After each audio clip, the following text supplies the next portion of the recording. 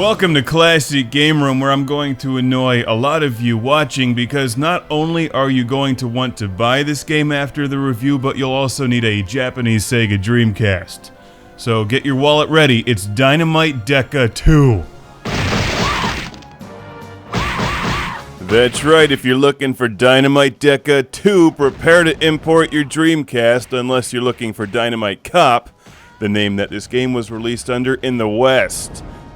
This is a ridiculous beat-em-up action game that's easily one of the best games on the Sega Dreamcast.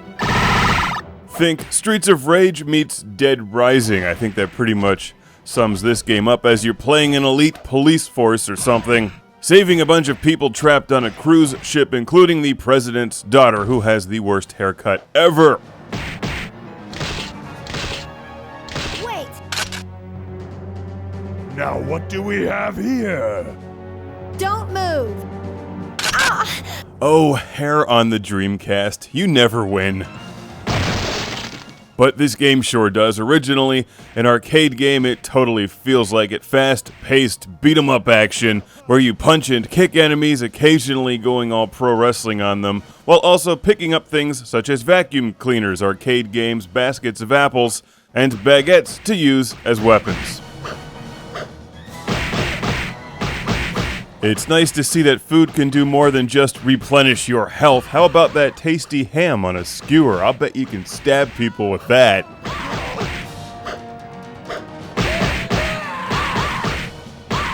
Or is that more of a roast beef or a lamb? Whatever, it's still a great weapon. And tastes good, too. I think that even though this is a 1999 release and I'm recording this in 2013, Dynamite Deka 2 falls under the cosmic carnage law of years don't apply when contending for Game of the Year. Yes, it transcends time, space, and all reason to be one of the best games you've probably never heard of. And if you think it's fun single player, which it is, trust me, then it's even better two-player. There's even a versus fighting mode and a comic book. That's our characters on the VMU screen. Whoa! When you machine gun me, my clothing falls off and it's cold in here. I'm gonna hit someone with a treadmill.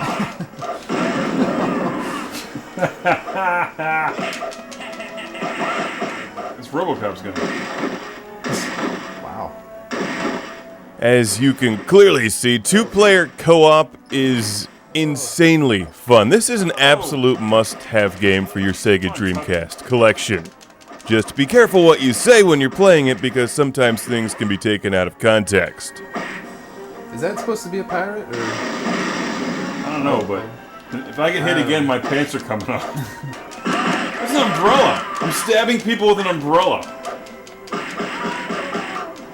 Wow, I don't know what that is. Oh, you have a spear.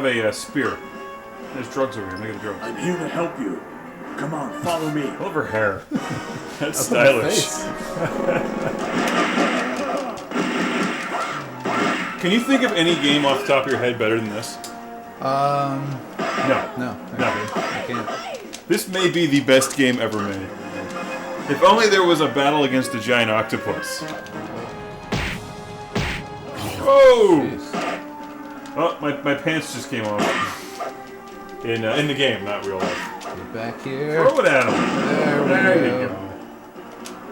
He deserved that. I'm picking up collectible artwork.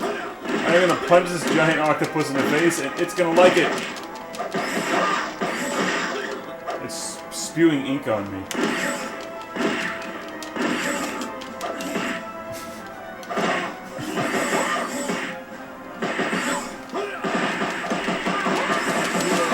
When you think this game couldn't get any better, you get to the giant octopus battle and realize this is the best video game ever made. Ever. Nothing is better than this.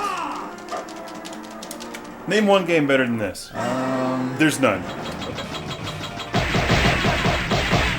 I think that in an era when the industry is suffering from an oversaturation of games trying to be cool, one has to go back in time to find games trying to be fun. Like this one. Now you can choose 3 different paths through this game, all of which take you through different variants of the same cruise ship. It's a relatively short game that will definitely leave you wanting more because it's so awesome. Where's my Dynamite Deka 3 on the Dreamcast 2 for that matter?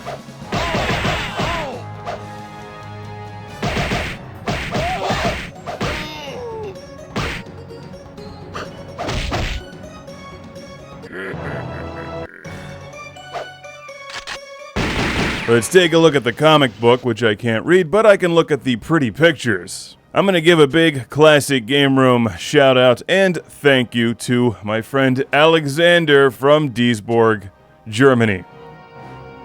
He speaks Japanese but swears in English. This comic is pretty awesome, actually, so thanks for sending this to the show, Alexander, along with other great games that flew under the radar like Gynoog and Power Strike 2. In addition to the comic and amazing video game, there's also unlockable artwork that you find laying around after you kick some ass.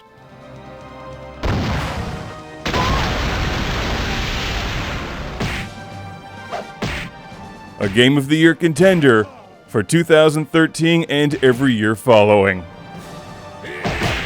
I'm currently attacking enemies with pepper. It's like burger time.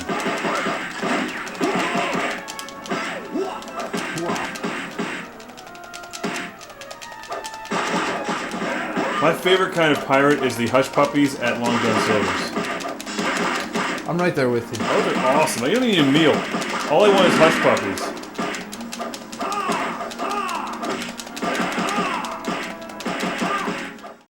Banished from Earth Classic Game Room broadcasts from the intergalactic space arcade on its never-ending mission to review everything.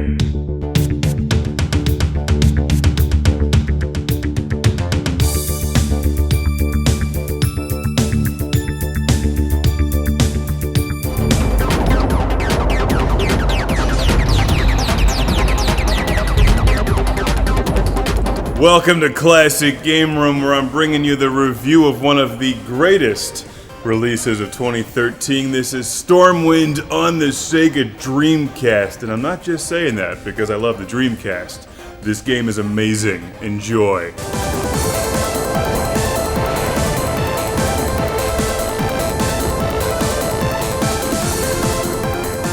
I think it's somewhat cliched to throw the word masterpiece around without really meaning it, because anyone can just say, oh, this game's a masterpiece. But in the case of Sturmwind, this game is a masterpiece, and I actually mean it.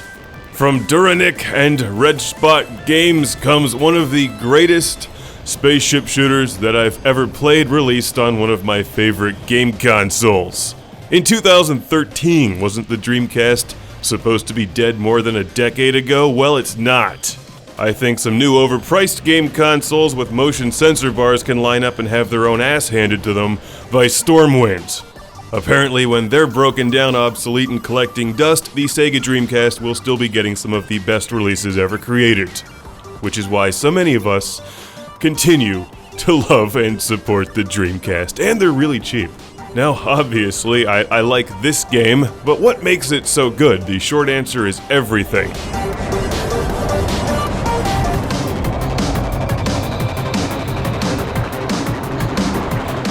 What may be most impressive is the level designs. Not only are they technically brilliant, but they're beautiful, and a lot of fun to look at. They're filled with constant motion, there's always stuff moving and spinning and whirring in the backgrounds. In fact, there's so much going on, you'll have to play the game several times just to figure out what you can and can't fly into and what you're supposed to be shooting at. But that's okay, you'll want to play this game over and over and over again. Not only is it easy on the eyes and the ears, the music is terrific, but it's fun and challenging. Think of it as a combination of Axelay and Thunder Force. It has a weapon selection inspired by Axelay and the fun playability of games like Thunder Force 3 and 4. And it's a lengthy game too. This is one of the longest, if not the longest, spaceship shooter that I've ever played. There's something like 16 levels plus additional boss stages. And after you complete a level, you can go back to it and just practice that level over and over again so that when you go back and start the game from the beginning, you'll know how to defeat that tricky boss that blows you up every time.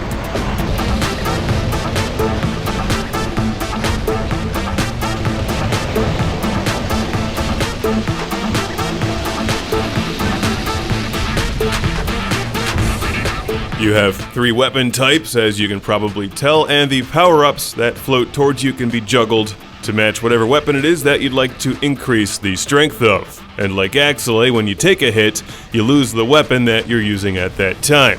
You can charge your shots and pick up bombs. They're handy for boss battles, many of which are very challenging, most of which are challenging, especially the ones that hover above you. When you run out of your spread shot, you're going to be in trouble, so try to have some bombs handy.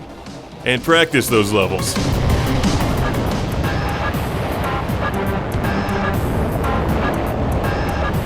This game also has online leaderboards. At the end of each game, you'll get a code you can use on their website. I can't say anything bad about this at all. It's the kind of game I like to see. It's on the Dreamcast, and it's incredibly fun and well made. The greatest compliment I can pay this game is by saying that Sturmwind is Lando to the max. So why don't we just sit back and watch some gameplay, try to look at all of this stuff going on in the background, and then make sure you buy this game. Support the developers so they make more.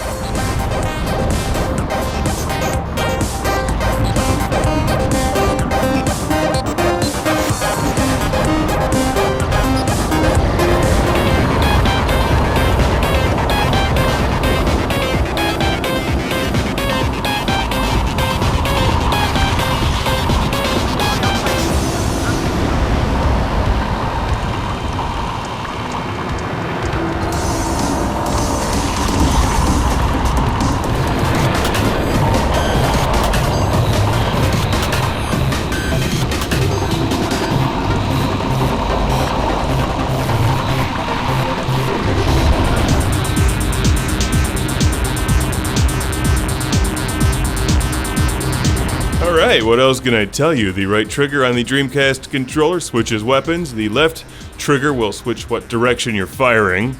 The game will save on your trusty VMU cards. And I'm recording this 2 days after my old PlayStation 3 broke after 5 years of faithful service, while my Dreamcast is going on 14. Of course, that pales in comparison to my Magnavox Odyssey 2, which is pushing 35. But this game isn't on the Odyssey 2, it's on the Dreamcast. In fact, some of the best games over the past couple years are on the Sega Dreamcast. Games like this, Fast Striker and Gunlord. Games that you want. Try to keep an eye out for all of the cameos in the background, like Rob the Robot.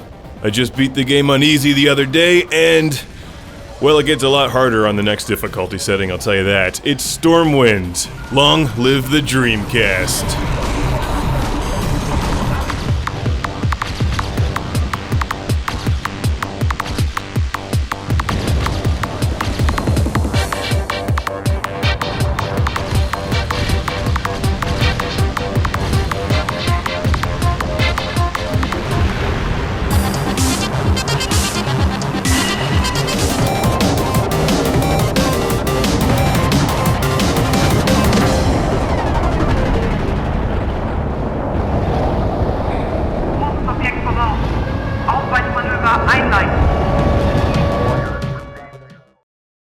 Banished from Earth Classic Game Room broadcasts from the intergalactic space arcade on its never-ending mission to review everything.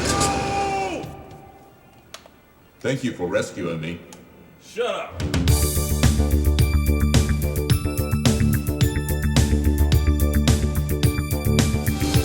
Are you alright, Jerry?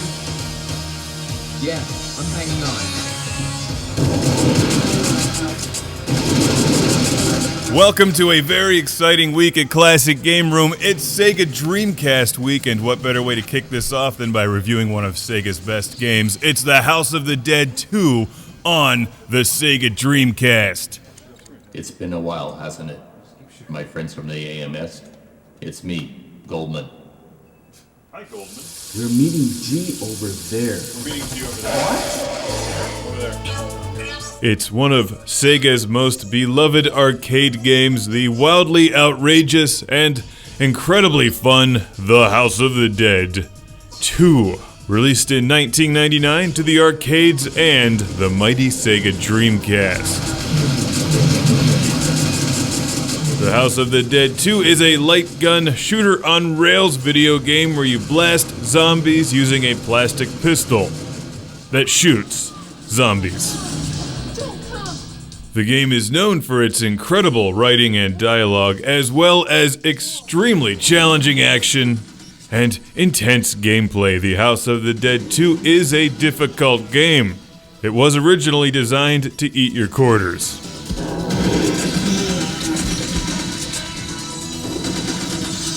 The Dreamcast version of this game was designed to recreate the arcade experience, and I would say it does a pretty good job. The music, the sound, and the graphics are all arcade quality. The guns are a bit cheaper, and there's no quarter slot, but otherwise, this is a great home console version of The House of the Dead 2. Like all of the old school light gun games, you'll need a CRT television to play this one. If you don't have that, you can also get House of the Dead 2 for the Wii.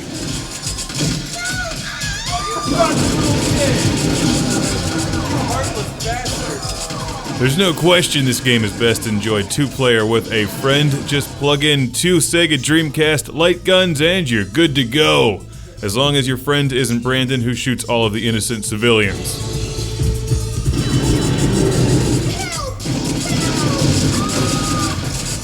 Come on! Save yourself! Don't rely on us! I'm not an expert on Sega Dreamcast light guns. I'm borrowing two of them from my buddy Dan. Thanks, Dan! Min-May fan number one.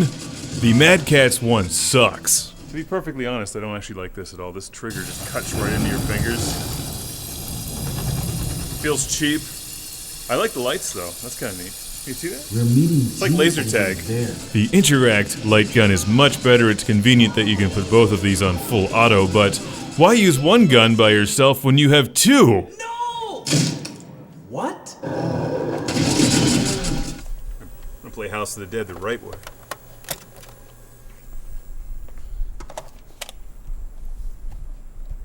Now I'm playing with power.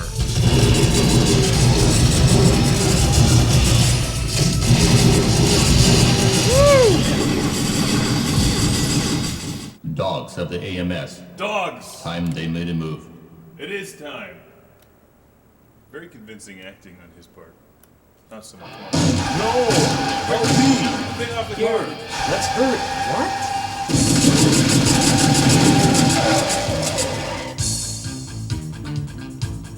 Thank you for rescuing me. Yay! We did something right!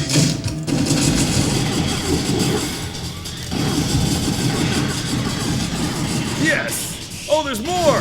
Oh no! Come here! No! Get off my Fiat! One of the things I like about this game a lot is that it's usually not the same game twice, depending on what actions you take, who you shoot. It'll send you on different paths through the game. If only he had an airbag. It's surprisingly challenging though, especially the end bosses, for as intentionally cheesy and laughable as this game is, it's there to kick your ass. And it does a pretty good job at that. Alright, well I like the blinky lights on this gun, but this one is much better. If you're looking for a Dreamcast gun, go with the Interact Starfire. Thanks for the memory card, Dan. Bet you didn't even know you had one. Dogs of the AMS. Shut up. The House of the Dead 2 is the ultimate party game. I don't particularly find these to be a lot of fun just playing them by myself. They're great with friends though, laughing, shooting, slaying zombies, and enjoying the incredible acting. James, back me up. Okay. My only real complaint with this version of the game is that when you're playing with two guns or two-player, there's an incredible amount of flashing on screen, so much that at times you just can't see anything. Otherwise, it's a must-have for your Sega Dreamcast collection. I'm playing the Japanese version of this game, which came with my Japanese Dreamcast. This has a Western release, it's relatively easy to find, and the light guns aren't terribly expensive either. If you don't have a CRT television, I'd recommend the Wii version of the game, but this is better, of course. The series continues with games like The House of the Dead Overkill, The Typing of the Dead, The Pinball of the Dead, and hopefully many, many more to someday be released on the Sega Dreamcast. You really can't go wrong with this one. The House of the Dead 2 on Sega Dreamcast. Get an old TV, some friends, a couple light guns, and show zombies who's boss. The Dreamcast is boss.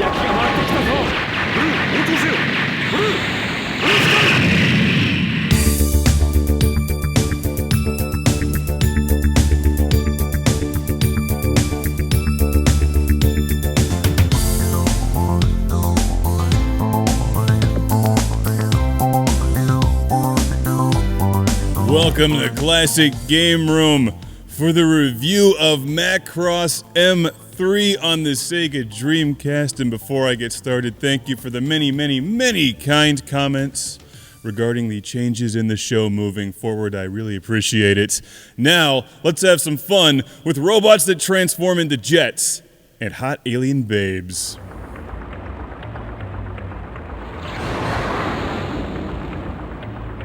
Macross M3. This has got to be the most overcomplicated, convoluted way to launch a future space robot jet into outer space. Like, couldn't they just open a door and push it out?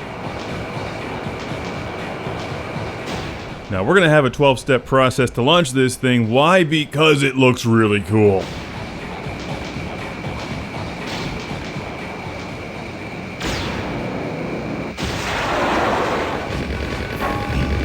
Yeah, how many of you just wet your pants? I know I did. Who has time to go to the bathroom when I'm editing and drinking coffee?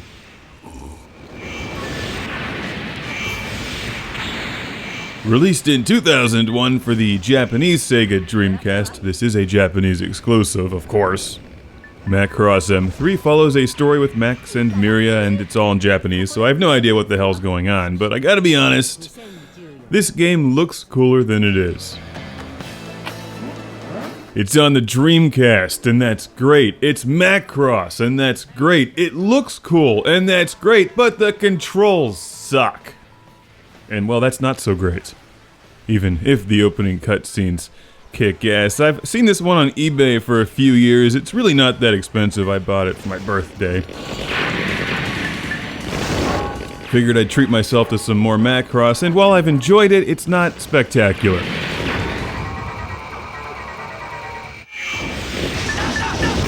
It has its moments. There's a bunch of different missions, and you unlock new transformable fighters as you play through the game.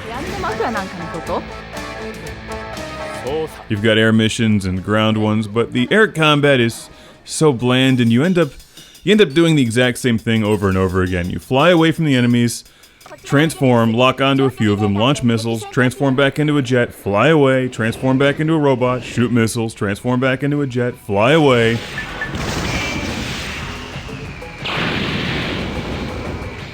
Repeat as necessary until all of your enemies are destroyed. It's really not too hard once you get the hang of it. The ground missions are more of a challenge because the controls make it nearly unplayable. This is one of these games that really, really needed a second analog thumbstick.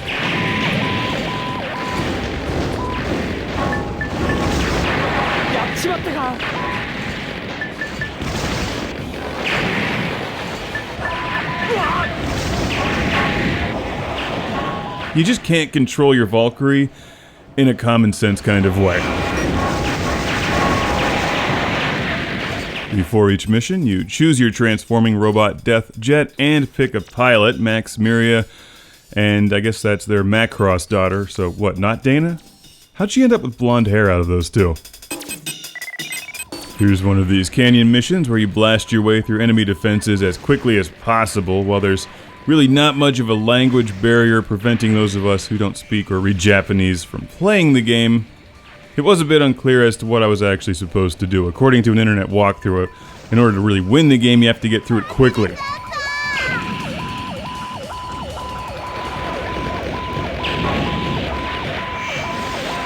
But you're also being scored for blowing up enemies, and you can play the missions again in free play. It's not a terrible game, it's just not as good as it looks.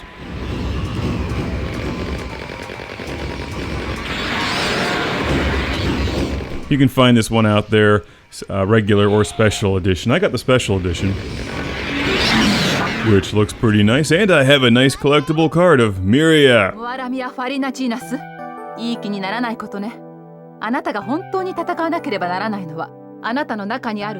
Way to go, Max.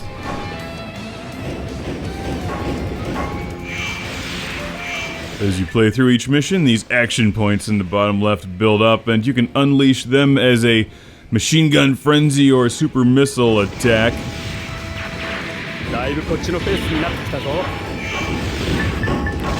You've also got a boost limit on the right, which determines how much boost you have to fly away or locking on enemies in robot form. It's not bad, but if you're looking for a good Macross game, like a really good one, go with Super Dimension Fortress on the PlayStation 2. Or Scrambled Valkyrie on the Super Famicom. This one looks nice. You're being scored, which gives it some replay value. There's lots of jets to unlock, but really there's better games. Max and Miria would agree. Gigawing is a more solid investment than this.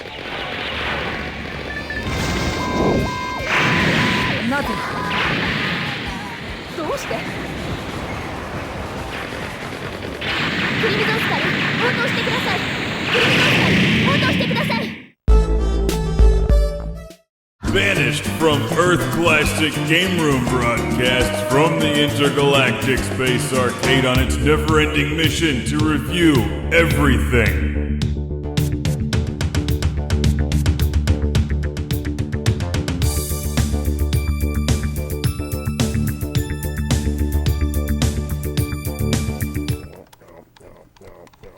Welcome to Classic Game Room for the review of Ms. Pac-Man Maze Madness on the Sega Dreamcast, and I left the case back on Earth, which is why you got a shot of the Dreamcast in front of Ms. Pac-Man, two of my favorite things on screen at once. Is it a good game? Let's find out. Alright, when I received this game from Matthew in Missouri, I was immediately concerned because Ms. Pac-Man, the arcade machine, is one of my favorite arcade games ever, if not the favorite, depending what mood I'm in. I love Ms. Pac-Man, so when I read the back of the packaging and saw that the marketing slogan is Ms. Pac-Man is back in an all-new, amazing 3D adventure, I was worried that they destroyed Ms. Pac-Man for another crappy 3D remake of a classic arcade game. By the magical gems of virtue. And I remained concerned all the while through the animated sequence at the beginning. Because it's terrible.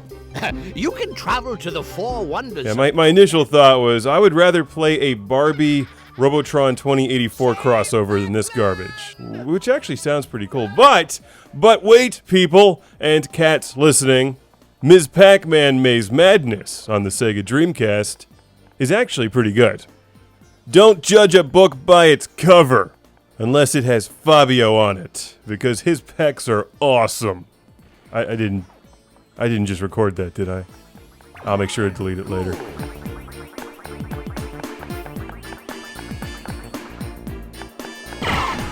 Ms. Pac-Man's rocking the pole. If she hits it enough, it falls over.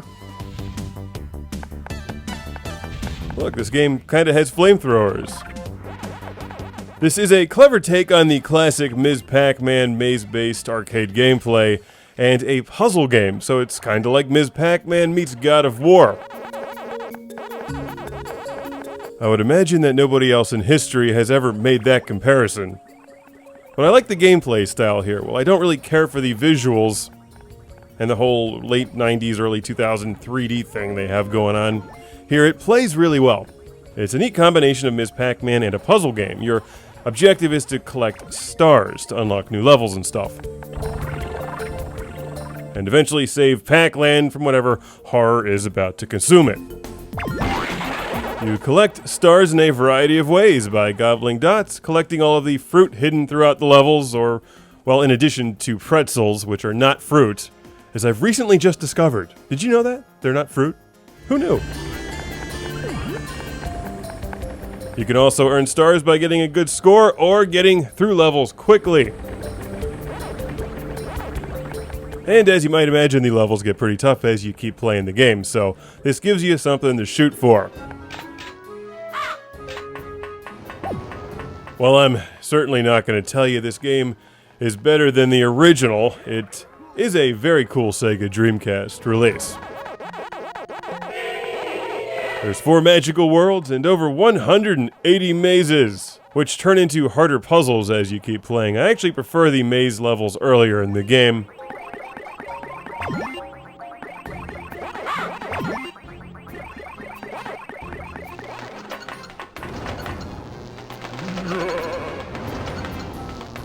But the puzzles are pretty interesting, and the game tries lots of different things with electricity and fire and ice and moving blocks and crates filled with explosives and stuff. You know, I've got to give Namco some credit here. They could have really screwed this up. Ms. Pac-Man smells like bacon when she's electrocuted. Just thought you'd want to know that. Like, if you just want mazes and no puzzle solving, then I would avoid this one. I think the combination seems to work pretty well, though. And it looks and sounds good on the Dreamcast. While I don't care for the visual style, the graphics themselves are good for the era. How do I get the hearts in the apple? Well, let's move some blocks around and jump on them while avoiding ghosts. When you say it like that, it actually doesn't sound too bad. However, Ms. Pac-Man is back in an all-new amazing 3D adventure? That sounds terrible. Somebody should go back in time and slap that writer. But I was just doing my job! Ow! It's a neat game. It's also got the original Ms. Pac-Man and some multiplayer modes, but this is the core gameplay right here. And it's even Jump Pack compatible. And uses 16 blocks of your VMU card, by the way. FYI.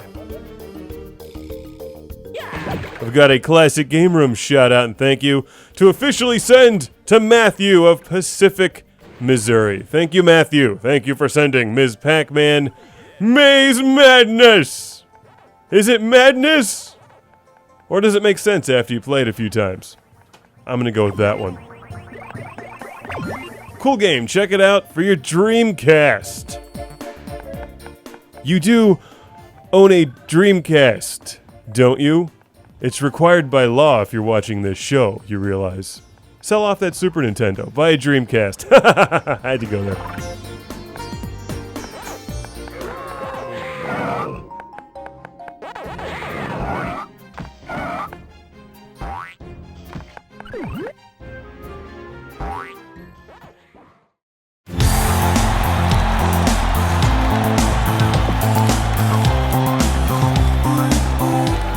Welcome to Classic Game Room for the review of Monaco Grand Prix on the Sega Dreamcast.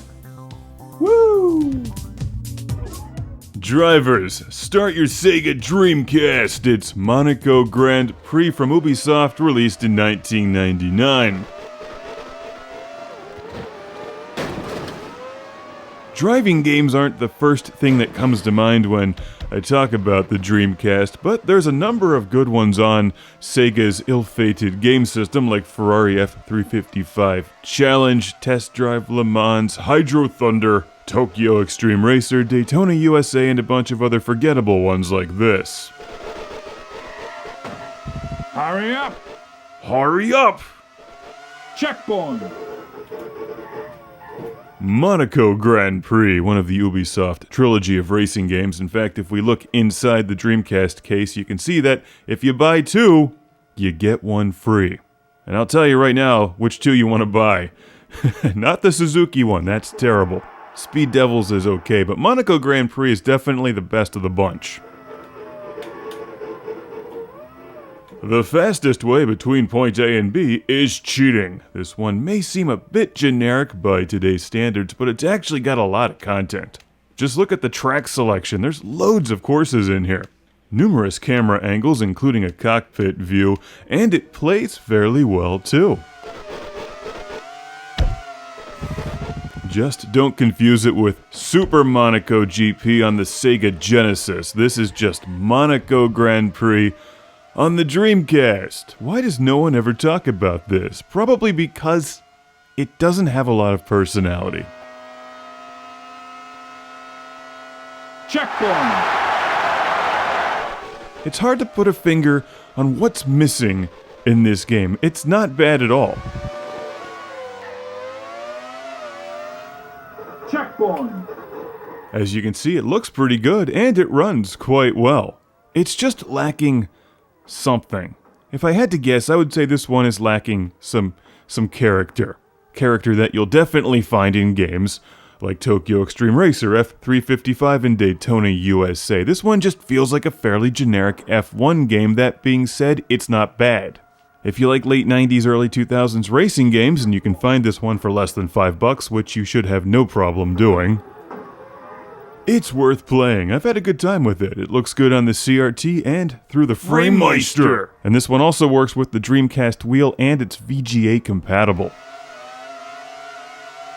There's multiple gameplay modes, including single race, championships, Grand Prix. There's an arcade mode, a simulation mode, and the retro mode. Drive with the wind in your hair and bugs in your teeth. Quick, finish the race before you're bombed by the Kaiser. Would anyone like to buy some tires from Mission Lop? Okay, maybe the game has some more personality than I'm giving it credit for. The advertisements are great, and I love the old-time environment. Although I wish I could run over some serfs or peasants hauling cartloads of horse manure. These simulation-style racing games are one of the few genres which always benefit from advances in video game technology. You gotta admit, while this is nice on the Sega Dreamcast, playing an F1 game on a souped-up PC or PlayStation 4 or something is just better. That rule doesn't apply to games like Hydro Thunder, which are infinitely fun because it's an arcade game. This is a combination of an arcade game and racing sim, kinda like Gran Turismo, but not as good. It might be better than Sega GT though. Checkpoint.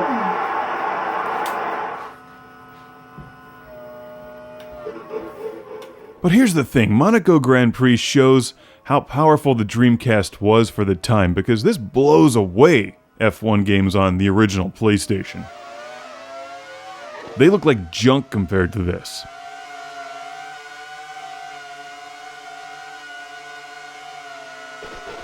While I preferred the arcade mode where you hit the checkpoints before time runs out, the simulation mode has a lot to offer as well, including car customization. You can save your setups and then play through an entire championship. And really, you've got to give this game a lot of credit for the incredible selection of tracks. Checkpoint. You can also race two-player split screen. While this one is pretty good, it's fairly middle of the road for your Dreamcast racing game selection. I wonder if that buy two get one free offer from Ubisoft is still valid. Since I have all those games, maybe they can just send me another one. Here, have a copy of Assassin's Creed Unity. You know what, just keep it.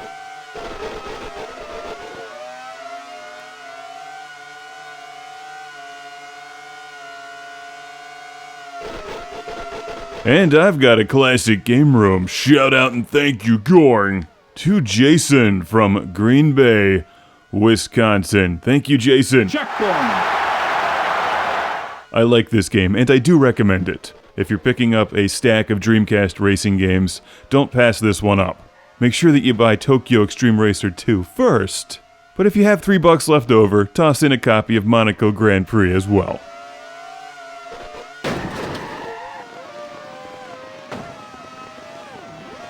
Hurry up.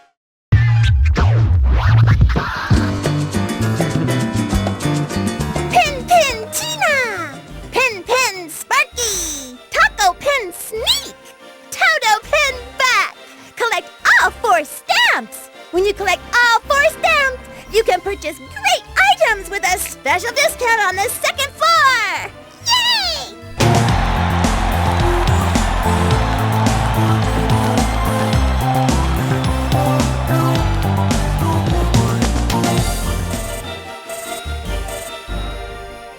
What are you doing? Did you go to Rat's place? I'm looking for Taco Pen. She's speechless. Didn't he make it clear he's looking for Taco Pen? I guess she doesn't understand jokes. I love these kind of chicks.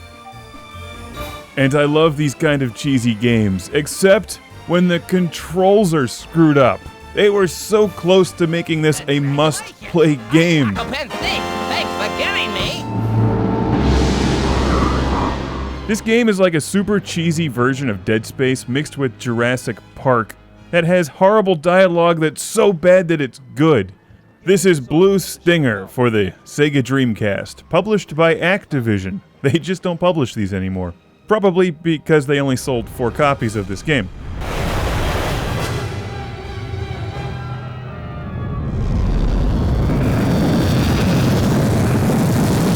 When it starts off, it's really interesting and entertaining and extremely cheesy, and I like cheesy games. They're funny, and this game is funny until you realize the controls suck. And then it gets frustrating quickly, because these 3D-styled adventure games have gotten so good by now with titles like Dead Space, that playing one from 1999 or 2000 with clumsy controls gets to be tedious. Phew, saved my life. You guys are rescuers? How many are saved? Is Devlin alive? Chill, one question at a time. Blue Stinger is so close to being a good game. Maybe good's the wrong word. It's close to being an entertaining game. It's almost there. There's a few things that just destroy it. Number 1, the controls. Look at this. In tight spaces, it's practically unplayable. You'll frequently have the camera sitting on top of your head pointing down, and you can't see what's in front of you, so there's monsters like standing right there, attacking you, but you really can't see them. Yeah. So much of this game reminds me of Dead Space. Buying your health and weapons from vending machines randomly around this complex. The feeling of claustrophobia, since you're basically stuck on an island surrounded by a alien something or other.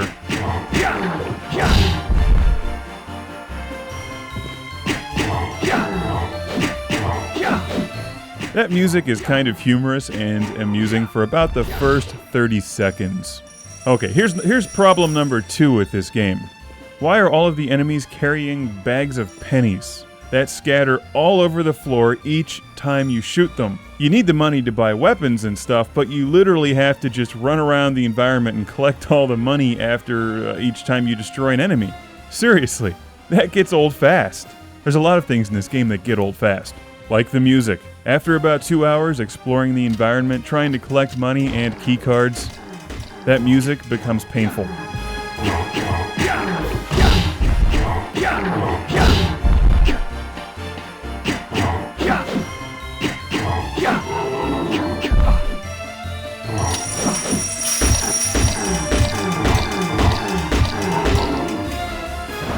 Santa! All I want for Christmas is for this music to stop. Better yet, buy me another Dreamcast game. Great. The safety wall is blocking our way. And Rat's place is just behind this stupid wall. This guy's fashion sense is legendary. There must be another way. Don't ask me. Okay then, I won't ask you. Hey, I hear some cool music. How are you guys? The problems in this game are generally compounded by the fact that you want to get into a lot of battles to earn money to buy some cool weapons. But the combat system in Blue Stinger is the worst part of the game. It's just terrible, it's tedious, the enemies reappear after each time you enter a level, so you know they're always going to be there. You'll frequently enter a hallway and they'll be standing on top of you, attacking you, and sometimes you'll shoot them and the money will actually fly out of the hallway, so you go to collect the money and end up going back into the next screen accidentally, and then there's another monster like standing on you and so forth. Oh, you got Total 10 back. Merry Christmas and Happy New Year.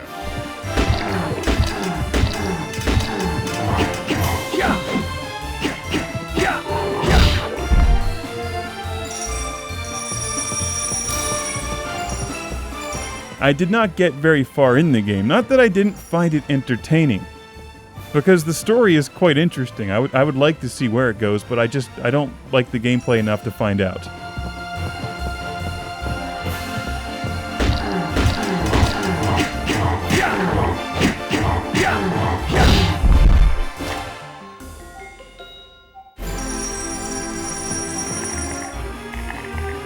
I'm in the toy department of the grocery store, surrounded by video game consoles. He should just hang out in here for the rest of the game. Maybe there's a Sega Saturn laying around with some good shooters.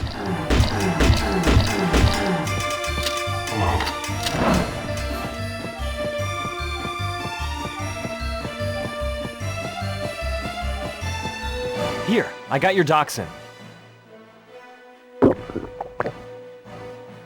Thanks. You saved my life. Here, use this.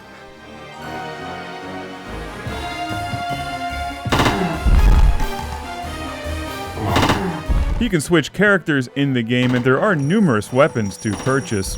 Blue Stinger has a lot going for it. Unfortunately, it's all overshadowed by extremely clumsy gameplay. The good news is I paid $1 whole for this game. Blue Stinger is not expensive. If it looks entertaining and you'd like to give it a try, don't spend much money on it. There's better odd adventure games on the Dreamcast, like Carrier or Mach-In X. This one costs $1 for a reason. It's just too bad though, because when you start playing it, it's kind of funny, it's quirky, it's weird, it's cheesy. And you know, honestly, I really did want to see where the game goes, but I would rather just find somebody's walkthrough and read that. That's Blue Stinger. If you've got a stack of pennies burning a hole in your pocket, pull them out and throw them all over the room, collect them, and then buy Blue Stinger. You'll know what you're in for.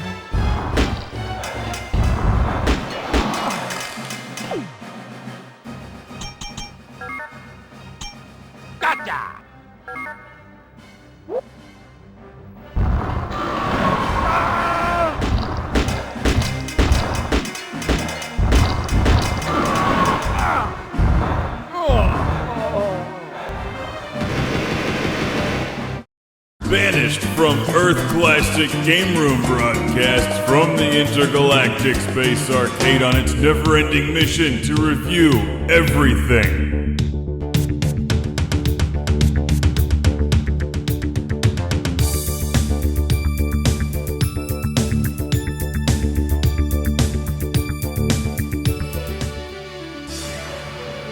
Welcome to Classic Game Room. Don't let the name of this game deceive you. It's not that strange. It's just JoJo's Bizarre Adventure from Capcom on the Dreamcast.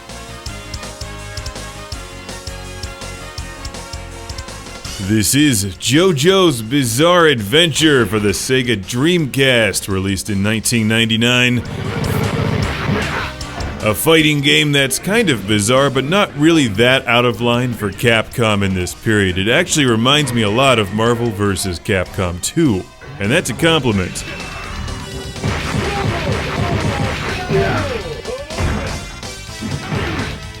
You play as a bunch of weird-ass fighters, each of whom has their own hidden persona that you can activate using what is called a stand attack or whatever. Basically hitting the A button will activate your stand, and your alter ego for some of the characters will come out and attack the enemy. Other characters do it slightly different, but there's just so many different bizarre things going on in this game at once. It's great. But is it as bizarre as the title would lead you to believe? JoJo's Bizarre Adventure is based on a Japanese manga, one that I'm not familiar with. One that you do not need to be a fan of to enjoy the game, although it probably helps.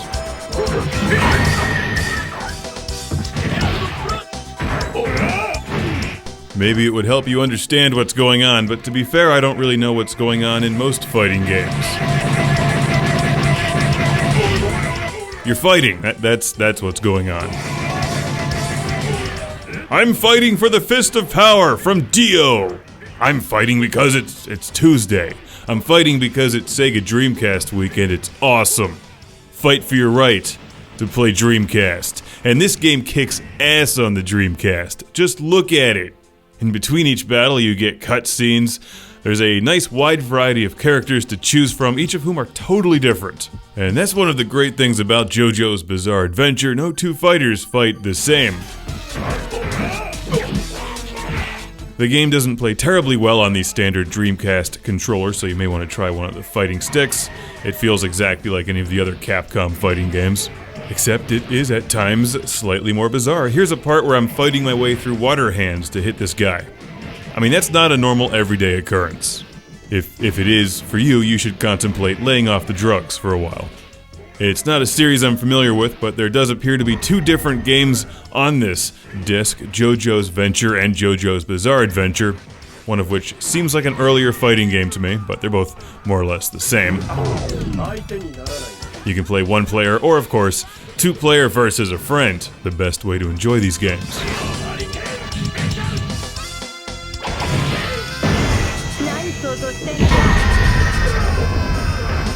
Ah, yes, the old standby. Breast grenade launchers. Naturally. That's not bizarre.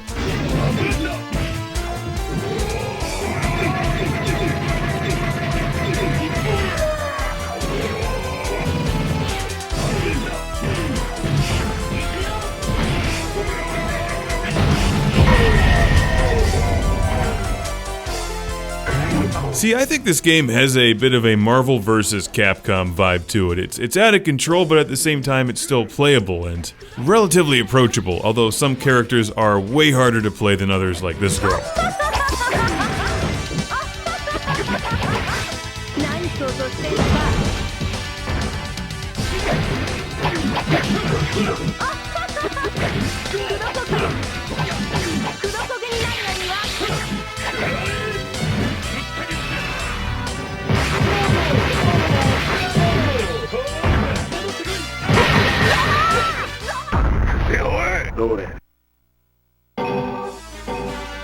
So, like most of the Capcom games, it may be in your best interest to check out the training mode, play around with each of the characters, then invite some friends over, because everyone's gonna love JoJo's Bizarre Adventure if they like fighting games.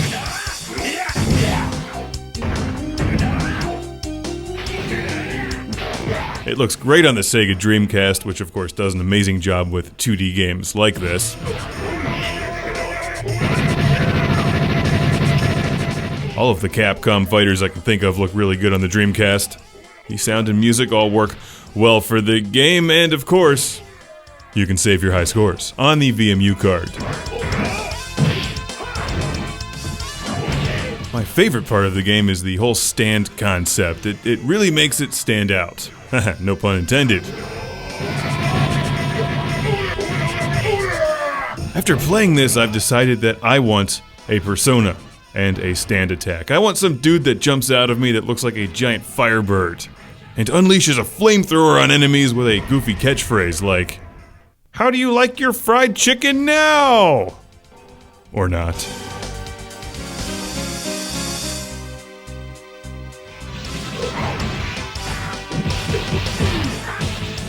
Ah, this girl is the cheapest one in the game with the harpoon attack. And she can summon old cars to rise from the ground. It's not bizarre, it's just off normal.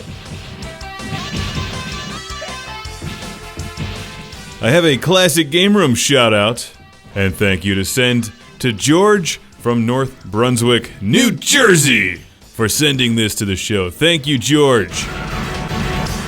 Thank you, New Jersey, for having such excellent delay.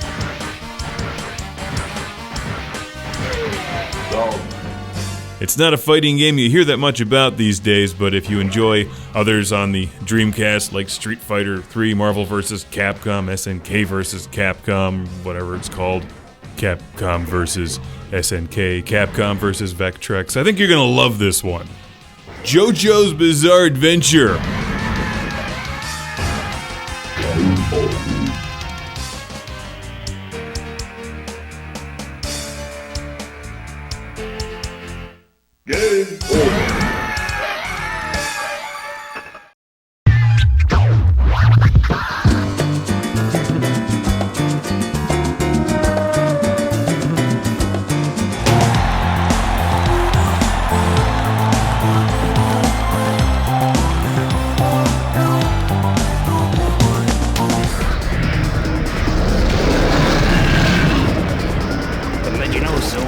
This is Centipede, the 1999 remake of the 1980 classic for the Sega Dreamcast.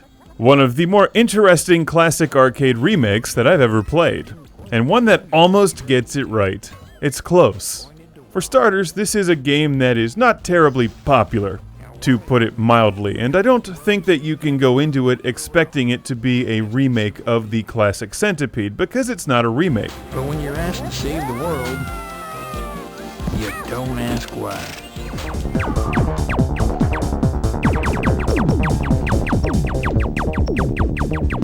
It shares the same name and some sound effects, and a few gameplay elements here and there, but it's a totally different game, as you can see.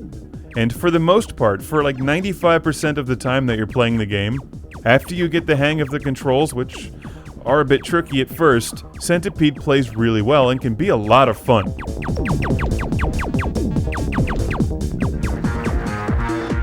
If you're used to the original Centipede, the awesome arcade shooter with the trackball, you've got to give this new version of Centipede some room to breathe and some time to grow on you. The problem is that once you get into it, and you've become accustomed to the controls and the style of gameplay, and start to like the game, it then turns on you. I'll get right to the point.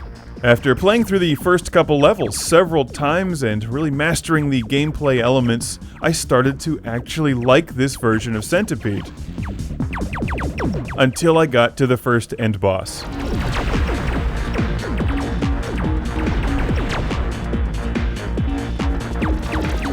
And I think the problem here is, at least for me, the end boss, this guy here, is like the end boss in a spaceship shooter. But the controls in this game are not as nimble or precise as they are in spaceship shooters, so dodging things is difficult, and it's extremely easy to run into the spiders. In fact, every time I would get this guy into the red and just about destroy him, I would back into a spider, which was no longer fun. That's frustrating. But the single biggest problem I have with this is that even if you get to this guy with 10 extra lives, if you lose a life while fighting him, you then start at the beginning of the boss battle. I mean, the whole point of getting extra lives is so you have a cushion. But when you die each time after he either shoots you or you back into a spider, it's just like, what's the point? And there are some spaceship shooters that are like that too, and they're usually not my favorite, but the real difference here is that the controls in Centipede are not that precise.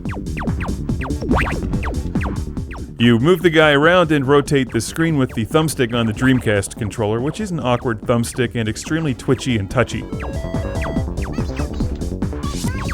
You can strafe moving left and right with the triggers on the Dreamcast controller, and that works pretty well. And the buttons themselves fire and shoot your special weapons. There's several different camera perspectives. The only one that's really worth anything is this one, where it's pulled back, because you will back into enemies all of the time, if you don't know they're there. The bizarre storyline and animation at the beginning of the game and the whole visual style in Centipede is definitely awkward and lacks the charm of the original arcade machine and the artwork on the boxes from various home console ports, like the Atari 7800 version of Centipede. And even if you don't like the old versions, I don't think the art style in this game is terribly likable, but it's forgivable when it plays well. Centipede is not without its merits, but it's also not without its problems. However, it is extremely cheap these days if you'd like to give it a try. I'm not going to tell you not to. It's not an awful game. It's awkward, but not unplayable, and if you're up for a serious challenge, Centipede will deliver. This game is also available for the PC and the original PlayStation. I haven't played those versions. Maybe the controls work better on them. And as you might expect from the title, you do get the original old-school version of Centipede along with this new version of Centipede.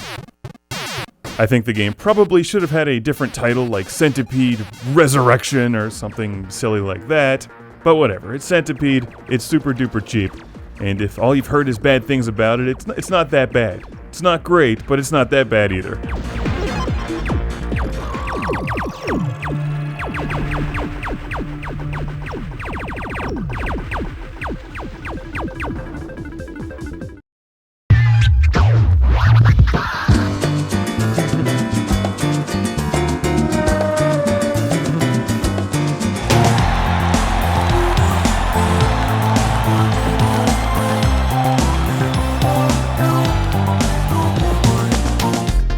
The first thing that you'll notice when you insert ducks into your Dreamcast is they don't fit. You have to smash them down with the door, and they just quack at you. So use your foot. Better yet, how about Ducks the video game?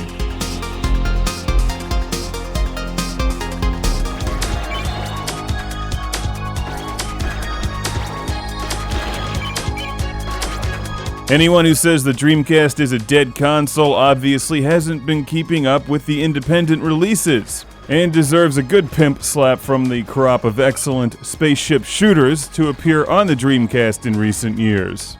And a pimp slap from a spaceship hurts. They have big metal hands.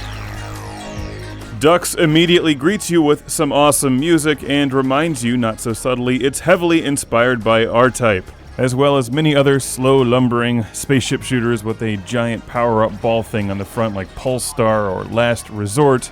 Ducks will most likely appeal to fans of those particular series. Make no doubt about it, though, this is not a game for those who aren't serious about their spaceship shooters. Ducks is aimed at a very specific market, and this is not a game I'd recommend for beginners. You'll need to duck, dodge, and shoot, as well as memorize many levels, enemy attack patterns, and learn how to absorb bullets and get through some seriously tricky areas. Which is what I'm doing right here. You've seen me collect some red things from time to time that fills up the meter on the bottom left of the screen, which allows me to absorb enemy shots for a short time. But that doesn't mean I'm invincible, it's still easy to run into things.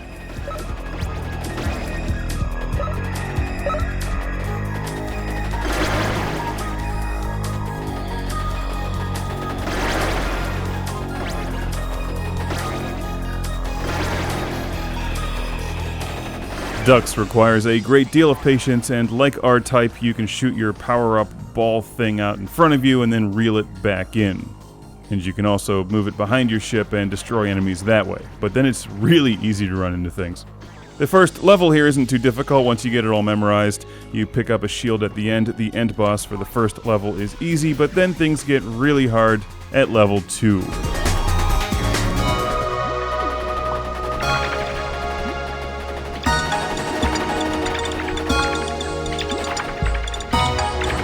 Like some of the other games, Ducks uses a checkpoint system. When you get destroyed, you go back to the checkpoint and have to try that section of the game again.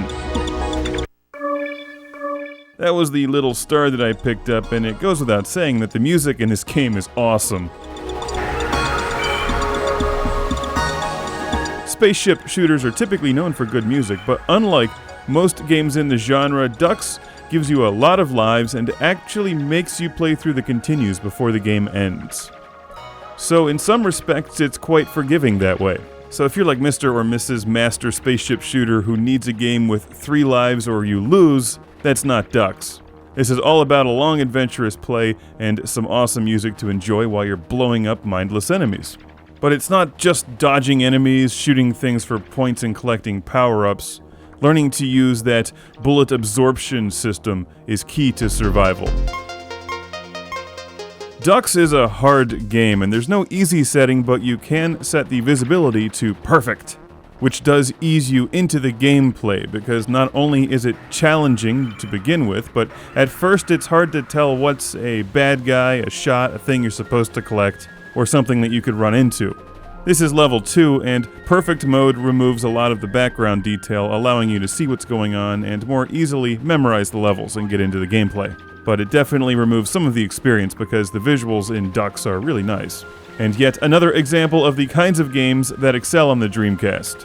And if you're still playing Dreamcast games and have a collection of shooters like Mars Matrix and Gigawing, then games like Ducks, Last Hope, and Fast Striker are right up your alley. Independent releases, published long after the supposed demise of the Dreamcast.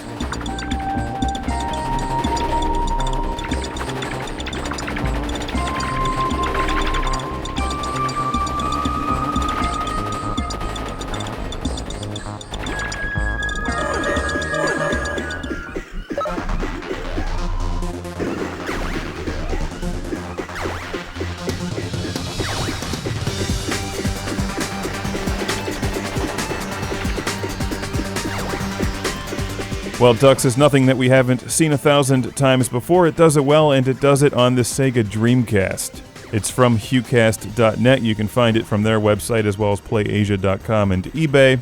There's no region encoding at all, and in fact I'm playing this one on my Japanese Dreamcast. It also supports VGA video output.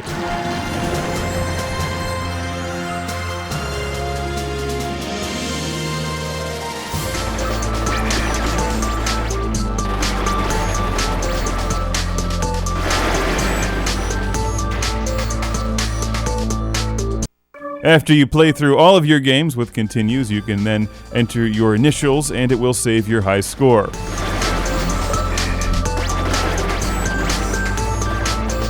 Fans of R-Type and Polestar will probably dig this one, as well as anybody looking for some new games on their Dreamcast. As the Sega classics like Crazy Taxi and Sonic Adventure make their way to the PS3 and 360, they're leaving room for some new releases, like Ducks.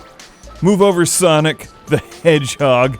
It's Ducks, the spaceship.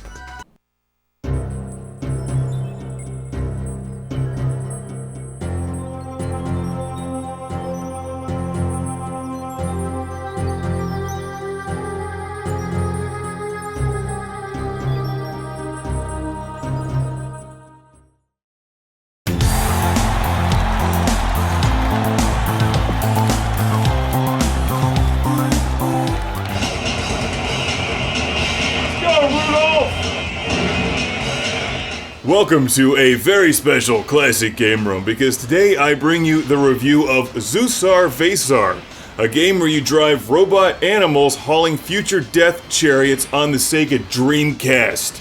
It sounds like the greatest game ever created, is it? Let's find out! Released in 2000 for the Japanese Sega Dreamcast, Zusar Vasar is one of the most bizarre concepts I've ever heard of. And the first thing I did when I saw this game...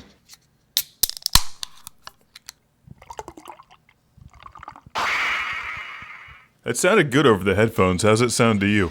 Anyway, the first thing I did was research this on the internet, because I'm like, how have I never heard about this game? It features robot lions hauling a giant cannon on the packaging.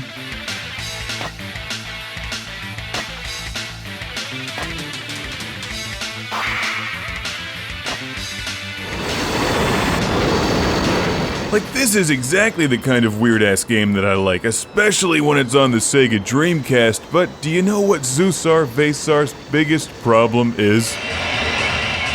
Woo! Right to the wall. It simply can't live up to its own premise. It's just too damn cool. Robot animals hauling death sleds? That's a tall order, and this game tries to deliver, but falls a bit short. It's not bad, though. Zusar Vasar. Whoever had the idea to combine robot animals with future death sled chariots was either a madman or a genius. Or a madman genius. Or a crazy woman. It's a great concept. Rolling start with sea turtles, but they're not rolling, they're paddling. Come on now.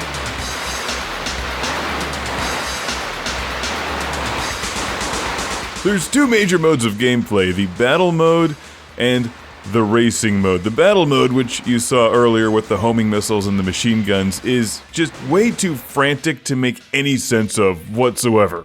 It's not well balanced at all. If you get in the lead, you get shot and go right to the back. So you end up just in the middle of the pack the entire way through the game, and it's a matter of luck.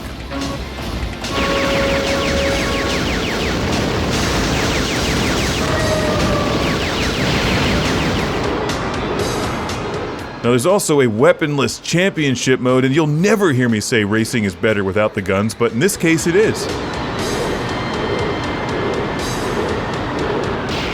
The championship is the best feature in the game, and that actually makes this worth owning.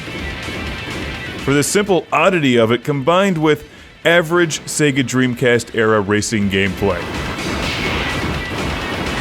Why wasn't this game released in the US? I'm sure it would have done very well. Robot animals, death sleds, come on! Look, deer! I'm driving deer! Normally I just drive into them! There's a nice selection of animals to choose from over the land, sea, and air. You've got lions, gorillas, deer, hyenas, sharks, dolphins, turtles, sparrows. Sounds like a smorgasbord. Before each race, pick your animal and then equip a future death sled chariot thing. They've all got different attributes, but like most racing games, pick the ones that are fastest. Like tree sloths. They're not actually in this game. They should be though. Who doesn't love a good tree sloth? With mayonnaise on rye? Oh, they're just terrific. The controls are like most of the other Sega Dreamcast racing games. You use the triggers to accelerate and brake until you get to the birds. They're super annoying because you steer with the triggers. Also, they're birds. Rudolph, with your nose so bright, after losing, you'll be turned into venison sausage tonight. Select your steel sledge. Sounds like an 80s heavy metal band. I like that. Steel sledge. For the championship mode, there's a variety of air, land, and sea races, so you pick one steel sledge for all of them. You can also race in single races or battle races, and there's some two-player modes as well. Zusar Vasar.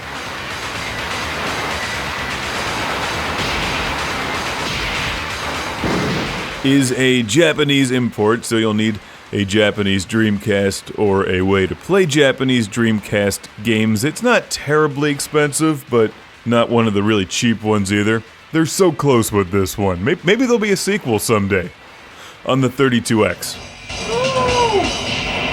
Until then, I've got a classic game room shout out and thank you going to Nathan from San Antonio, Texas. Thank you, Nathan.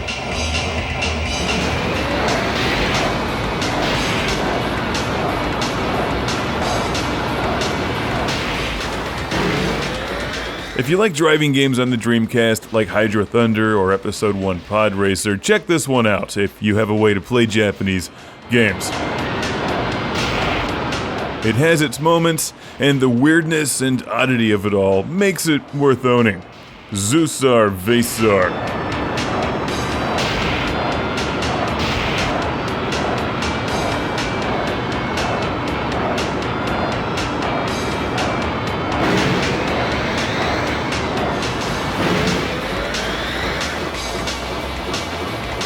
You gotta hand it to them, while the music's not great, it does fit the game.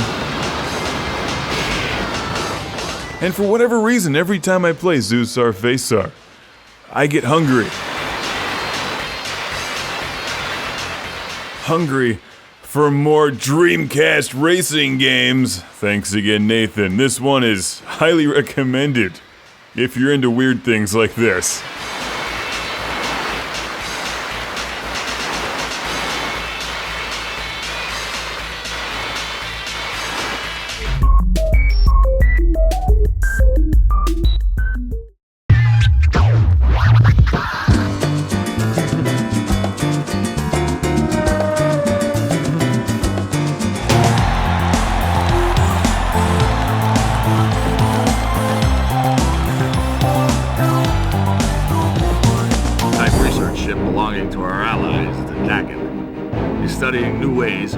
Here's a game title that really gets to the point. Bang!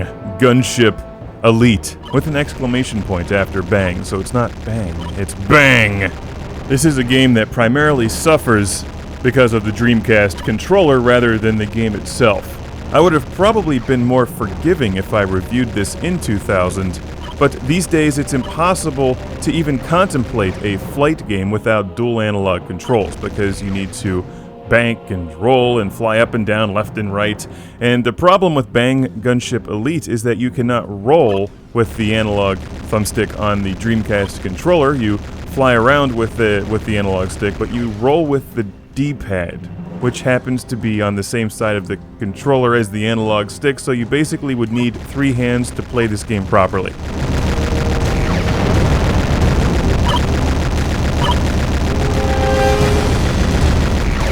Also, the targeting system is very awkward and clumsy, but, you know, you could get used to that if you just had the flight controls down. In any event, that's the big problem. Now, the good news with Bang Gunship Elite is that it's dirt cheap these days for the Dreamcast, and it's actually a very nice-looking game, with a lot of potential. Sadly, most of it is missed potential, but it has a lot of potential nonetheless. Optimus safe. There's 19 missions in this game, and like you'd expect, they have objectives that you must complete in order to move to the next mission. You also have to survive, and not be blown up and sucked into the horrible vacuum of space. In addition to the controls, the gameplay in Bang Gunship Elite suffers from a few other issues, most notably is targeting. You can easily see enemies in front of you, and the radar screen does work quite well, but it's hard to really lock on to one enemy and hunt them down until they're destroyed. Also, at least at the beginning of the game, you're basically utilizing World War I style weaponry and airplane tactics in the future in space. A standard set forth by science fiction films in the 70s, I know, but they were basically going off of World War II combat. Machine guns and rockets and things. You know, this is the future. You should lock on to every single target at once and blow them away with a push of the button, aka Omega Boost. And that brings me to another point. If you're used to playing other spaceship action shooting games like Omega Boost, Project Sylphid, or even airplane games like Hawks and Blazing Angels, incidentally, this game is published by Ubisoft, you'll find Bang Gunship Elite is just clumsy in the areas where it shouldn't be, but that's not entirely the game's fault. Like I said, the controller has a lot to do with that. Where the game really excels is in the visuals department, and the fact that the gameplay is remarkably smooth, showing that the Sega Dreamcast, early in its lifespan, in the year 2000, was perfectly capable of competing against the PlayStation 2. At least technically. It had a very short lifespan, but I believe the Dreamcast had a lot of potential, and Bang Gunship Elite shows that, because this game would look good if it was a downloadable game today for one of the major consoles. Maybe it's rough around the edges here and there, but overall you can't argue that this has nice art design, nice visuals, and it's really smooth. Unfortunately, you can find better gameplay and controls on Sega 32X games like Shadow Squadron and Star Wars Arcade. But anyway, if you want to give it a spin in your Dreamcast, it is really cheap. This copy was donated to Classic Game Room by Mike from Galloway Township, New Jersey. Thank you, Mike. Back when I was reviewing Sega Dreamcast games the first time around, I missed this one. I'm not sure why, but I did. I'll tell you what, I probably would have actually really liked it in 2000 when it was new. Because even with the awkward controls, technically this would have blown away just about everything else back in the year 2000. Shield, critical level. The gauntlet is accelerating. The gauntlet is accelerating. Capture the gauntlet. Use the spaceship cannon against.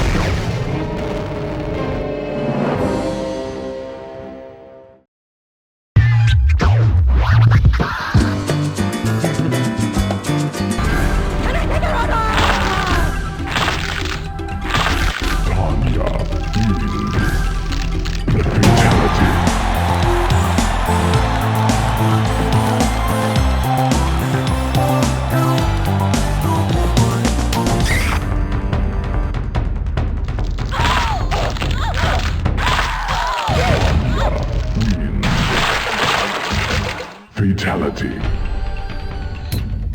It's Mortal Kombat Gold on the Sega Dreamcast, the Dreamcast version of Mortal Kombat 4. With some additional features, levels, and characters not seen in the arcade version. Here's the roster of fighters, all of whom meet a horrible death whenever I play as them, because I'm terrible at Mortal Kombat. But Mortal Kombat Gold is one of the more playable Mortal Kombats if you're not all that into the series. But I also question whether or not longtime fans of the traditional 2D Mortal Kombat games will enjoy this one. It's lacking something stylistically, but gains something when it comes to response time. It's very quick and nimble on its feet here on the Dreamcast, and feels more like a Virtua Fighter game than just old-school 2D Mortal Kombat.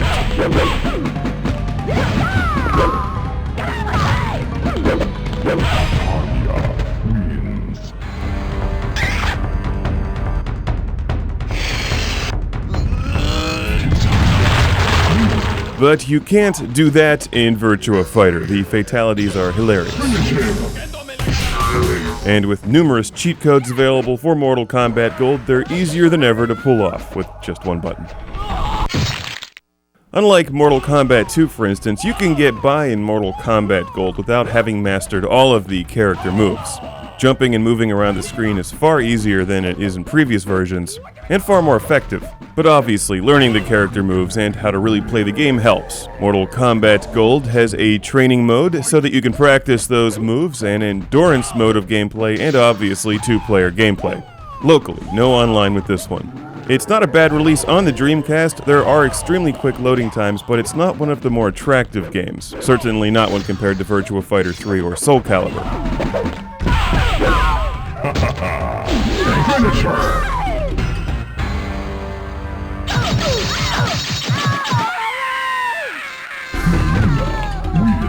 All that being said, I've rather enjoyed the time I've spent playing Mortal Kombat Gold.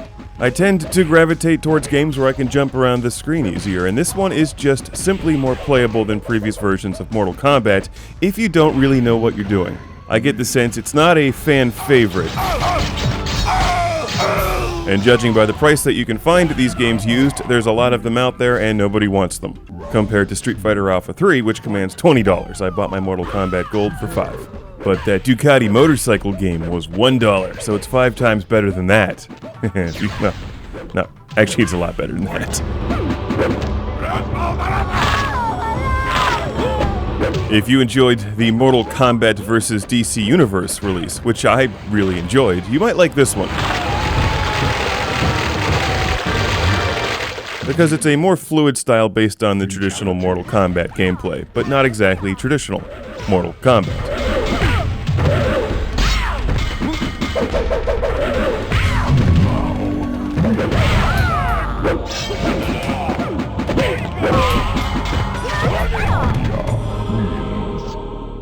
Round 2. Fight!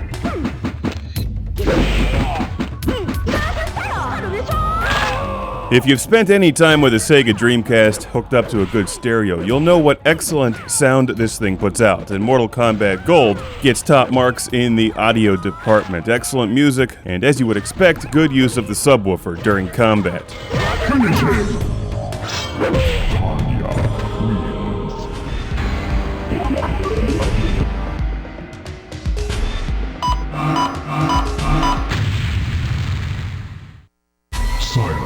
If you're interested in Mortal Kombat 4, which was released originally in the arcades in 1997, it's also available as Mortal Kombat 4 for the PlayStation, Nintendo 64, and PC. But it's Mortal Kombat Gold on the Dreamcast. However, is it fighting game gold? More like copper. It's not bad, but it's not the best one on the system either. One thing is for sure though, if you buy a Dreamcast, which generally cost less than just one single new release video game these days, you'll have access to a wealth of awesome fighting games from big name series like Virtua Fighter, Street Fighter, Mortal Kombat, King of Fighters, Soul Calibur, and of course, Seaman. Wins. Fatality. Finish her!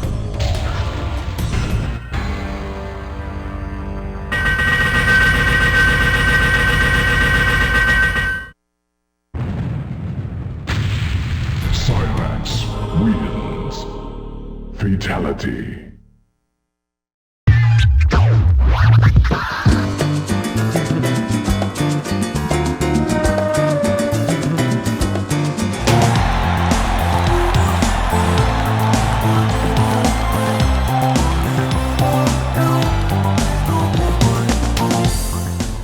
Super Speed Racing.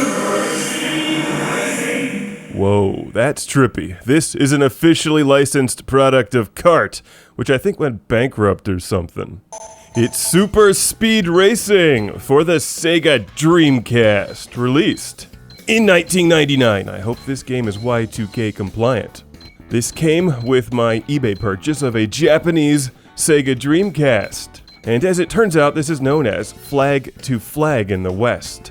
They renamed it. What's wrong with Super Speed Racing? Other than the fact that it's a misleading title, this should be called Super Awful Racing. Please select a course.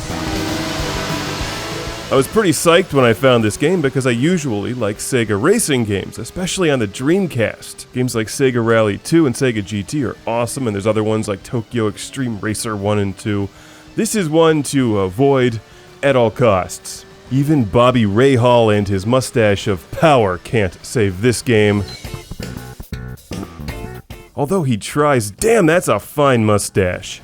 He's better known for auto dealers these days.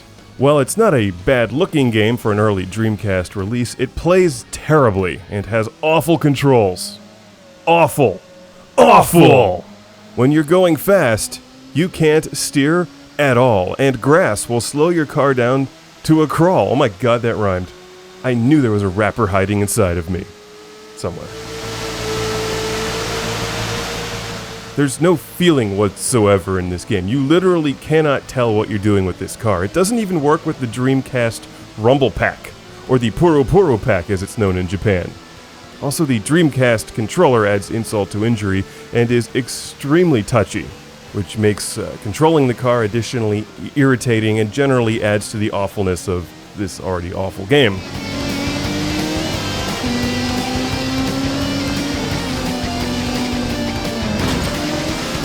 It's probably hard to tell exactly what I'm talking about unless you've played this game. It has a weird feeling about it.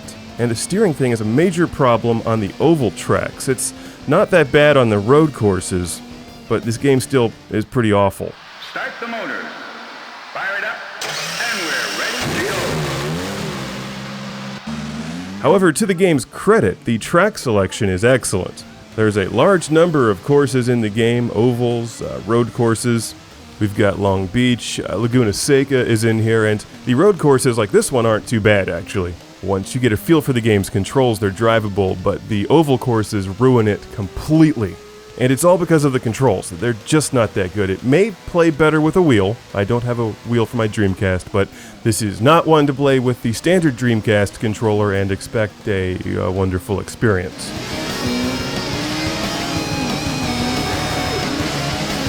Here's the Laguna Seca track, which doesn't look too bad. And I checked on eBay to see what this game was selling for. Super Speed Racing had an average price of about $6 to $8, which is way too much for this game. I didn't even bother to look at flag to flag because now I know to avoid it. Awful! May I suggest Ferrari F355 Challenge or F1 World Grand Prix, which we reviewed back in 2000.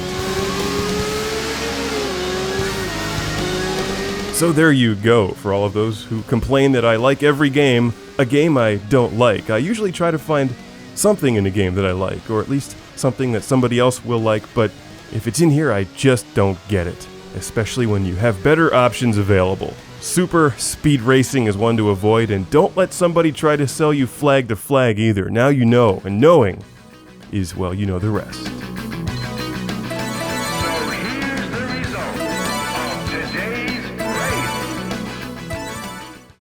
Banished from Earth Classic Game Room broadcasts from the Intergalactic Space Arcade on its never-ending mission to review everything.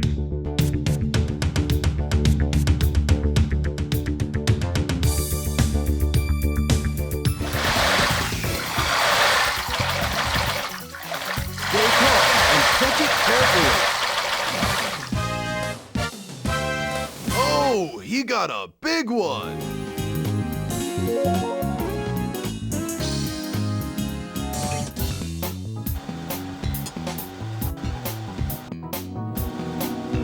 Sega Bass Fishing 2. They made a second one.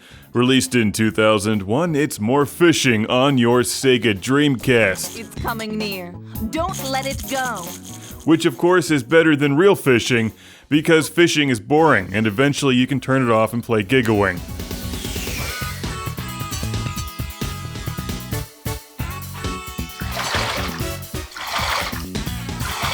Stay calm and catch it carefully.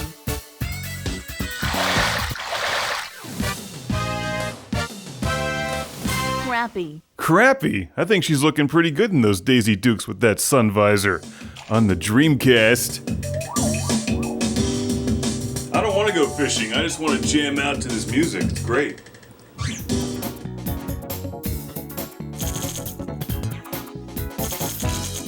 gone. I'm playing this one with the Sega Dreamcast fishing controller, the only way to fish. It's coming near. Don't let it go. It's like you can play Game Boy while you're fishing. That's great. A big one's close by. Be careful when you go for it.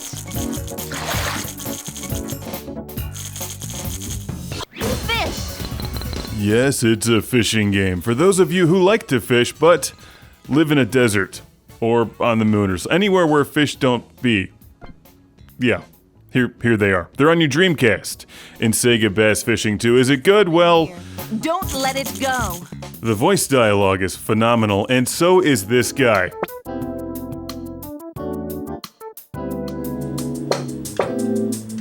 gonna go with the yellow flannel. That seems to complement his creepy mustache. Oh, definitely sunglasses.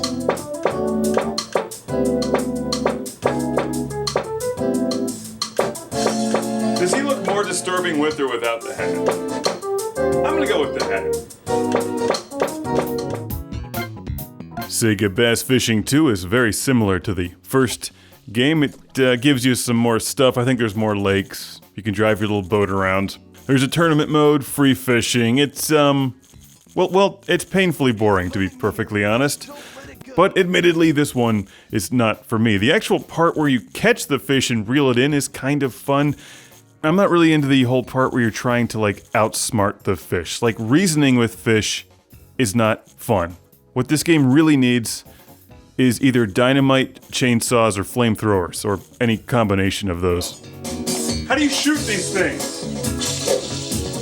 It's coming near. Don't let it go. Come on, get closer, closer. Stupid fish. I feel like I'm out of my league with this one. My experience with fishing games is limited to Darius. Sega Bass Fishing 2 seems like a game that would appeal to those of you who like to fish. There's a lot of features.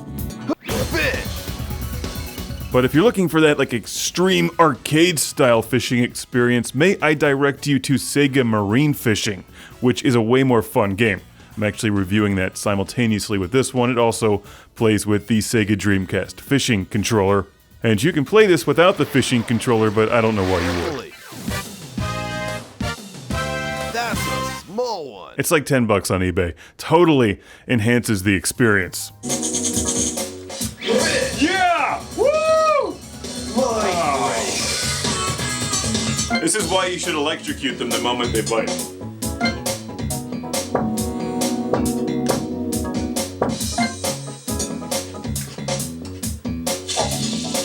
It's coming near. Don't let it go. Yeah!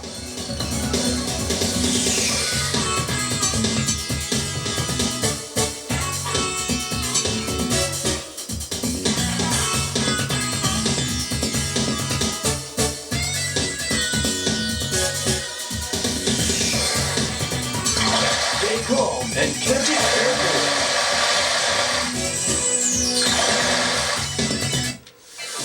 Yeah! Woo! Crappy. 11 ounces. Is that good?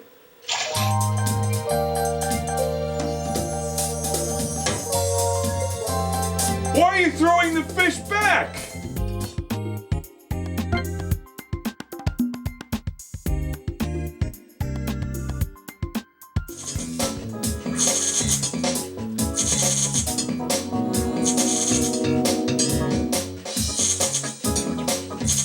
I'm trying to reason with you, fish.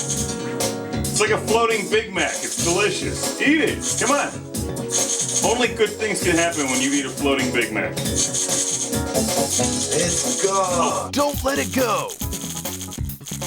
Alright, if you're collecting for the Sega Dreamcast, which you should, and you think this looks fun, then I question your taste in games. You should be using that Dreamcast to play Crazy Taxi or Choo Choo Rocket, but if for some reason you love fishing games, Sega Bass Fishing and Sega Bass Fishing 2 won't cost you very much. It's gone. Although I definitely prefer Sega Marine Fishing, and you'll see why during that review. It's a way more extreme game. Enjoy your fishing. Look, there's some RVs over there. Now you know they have some beer. How do I go over there and hit the RV? I don't want fish, I want some cheap beer. Stay calm and catch it carefully. This one requires some patience and I think some actual knowledge of fishing. Neither of which I have. Calm and catch it carefully. That's a small one. Driving the boat is my favorite part of the game. This is actually quite fun. Woohoo! Oh! Can we go under the bridge? Danger! Slow down for boat traffic! Haha! Never! The tournament mode is interesting. You have to catch a certain amount of fish, which is of course difficult when you don't know how to fish. And if you don't know how to fish, but you like fishing games, then I'll direct you to Sega Marine Fishing on the Dreamcast, which I think is just a more fun game all around. I'm gonna drive my boat over there and run over those damn fish. What does the Magic Game Boy tell me? There's fish here, maybe. Magic Game Boy. It's coming near. Show me the Don't way. let it go. Oh, look how good this is. It's like bacon on a hook. Yeah! Get some! Line break. Look, use a better line, you dumbass. Happy hunting for fish on your Dreamcast. It's coming near. Don't let it go. I'm fishing for a bridge. Come on, it's delicious. Oh, I almost got it. Catch it carefully. Yeah! Fish! There be fish in here! Small one. It's a tasty morsel. Excellent for you. Very yummy. It's your friend. It's gone. What is wrong with these fish? Clearly they are too well fed. I need to go to the lake with the starving fish.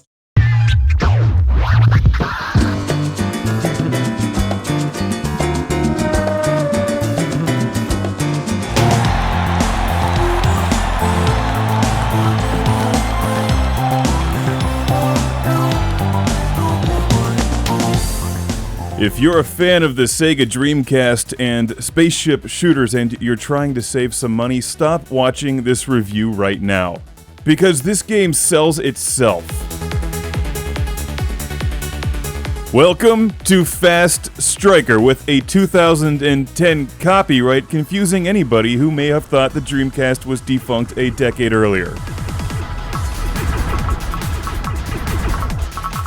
The Sega Dreamcast, otherwise known as the zombie of video game consoles. Struck down with a supposed fatal blow, it returns from the dead to eat brains and crush souls. With games like Fast Striker that kick so much ass that a mere ass-kicking factory could not keep up with demand. It would have to be franchised, so that ass-kicking factories would be everywhere, delivering a serious dose of ass-kicking in Fast Striker.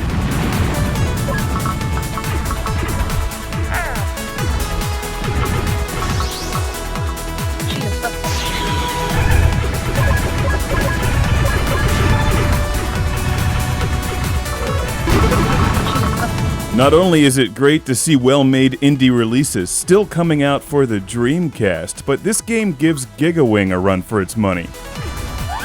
It may not be quite as refined as Capcom's spaceship shooter classic, but damn is it fun, challenging, well-made, and adrenaline pumping, not to mention the music is pretty fucking good.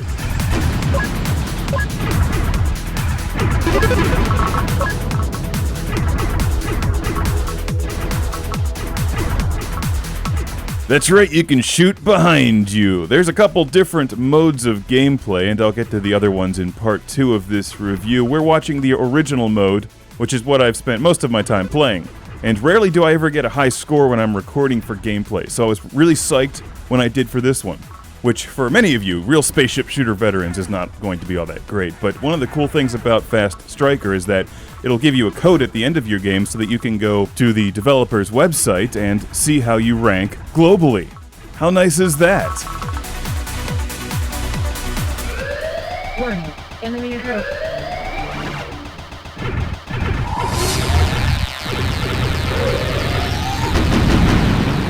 Squeezing both triggers on the Dreamcast controller will deploy the shield, and there's two different modes of fire. When you rapidly push the button, it throws out a spread shot,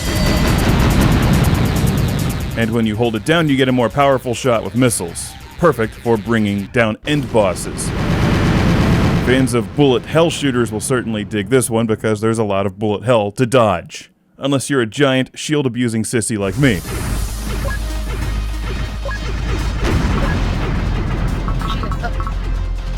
Note my extra lives and shield stock on the bottom left.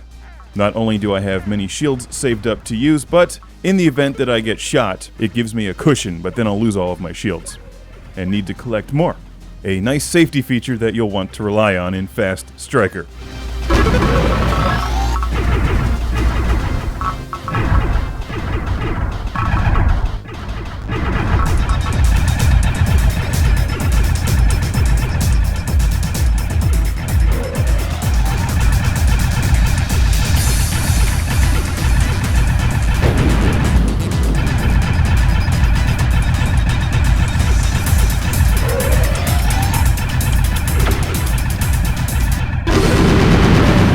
Sloppy but effective, that's the way I play. Obviously there's some patterns in there that you can memorize the more that you play. There's a variety of different ways to rack up big scores. Occasionally the game will pause right after you blow up an end boss, but for the most part it runs very, very smoothly. And is region free for the Sega Dreamcast. I particularly enjoy the music in this level.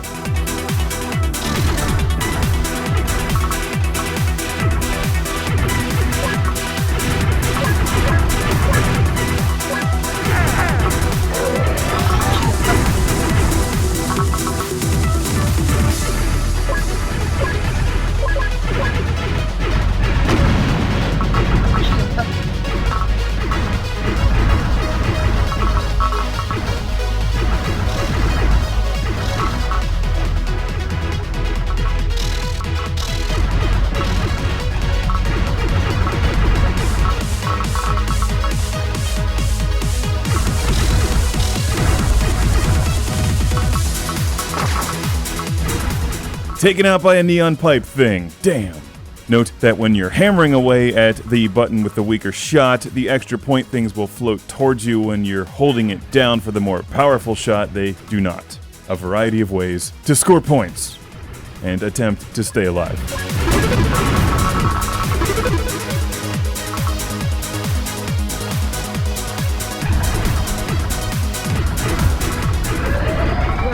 Enemy approach. That's the game. I'm going to get crushed by this boss who I haven't memorized yet. And I could continue, but I want to save my high score. It's Fast Striker, one of the best releases on the Sega Dreamcast. If you like to see things explode after you've destroyed them with spaceships, see you back here in part 2.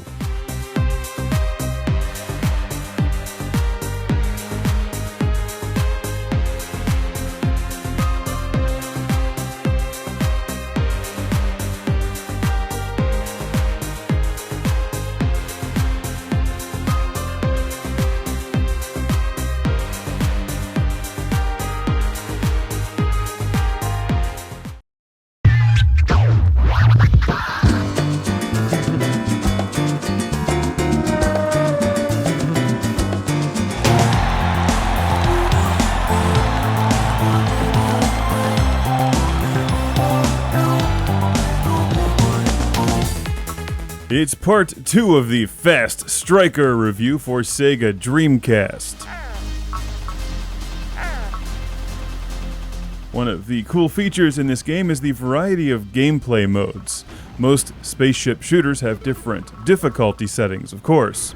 And Fast Striker gives you Novice, Original, Maniac, and Omake modes, all of which are different difficulties, but gameplay actually changes a bit depending on which mode you're playing. and it scores you independently as well. Novice is actually quite similar to the original mode, and I've spent most of my time in this game playing original. If you're really into spaceship shooters, and odds are good that you probably are if you have this game on your Dreamcast, then you'll really appreciate the Maniac mode, and the Omake mode is for those who want to just torture themselves. So here's a look at the Omake mode, which is way out of my league. So I will die quickly, but you get the idea. This is insane, and you need to be really good at these games and practice a lot to get through this one.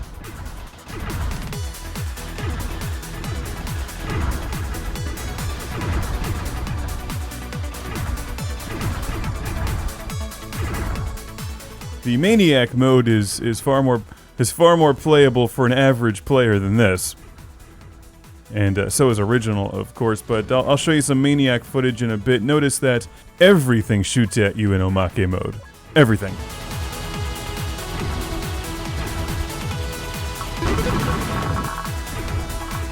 It's hard to cut away from that music, it's so good. This is the Maniac mode, which is different from the original mode. Slightly more challenging, of course, and if you watch Part 1 versus Part 2, you'll see differences in the weapons. When you hold down the trigger in Maniac mode, it turns into a single beam, so you can get a nice grind meter going up there. And I always run into that same enemy right there and lose my shields, which is going to screw up my end boss battle. Oh well. This is actually my best game to date on Maniac. And for fans of this genre, Fast Striker on the Dreamcast delivers perfection and plays extremely well multiple modes of gameplay, and you can even get your high score, enter that online on their website, and see how you rank against other players. It's all very cool. If you like games like Giga Wing and Mars Matrix on the Dreamcast, you owe it to yourself to pick up this one. There you go, that's the two-part Fast Striker Dreamcast review. Highly recommended for fans of vertical scrolling spaceship shooters.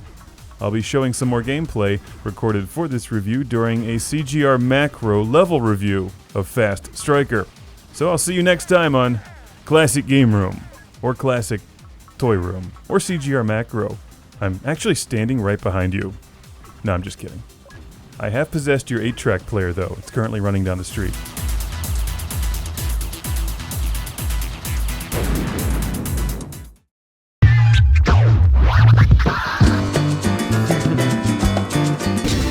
Just look at the expressions on their faces.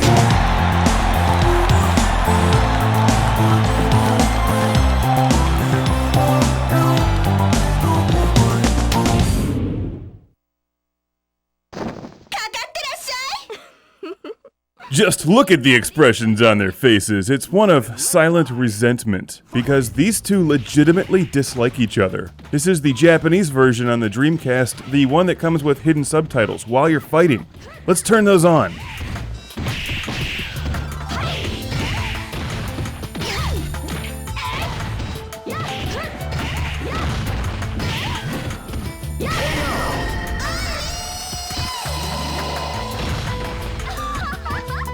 The subtitles are great because it brings more depth to the storyline. Now we know why they're fighting in Capcom vs. SNK 2 Millionaire Fighting 2001. Millionaire Fighting 2001. Being reviewed by Classic Game Room in 2011. Just look at the expressions on their faces. All of these characters angry at Chun-Li for one reason or another.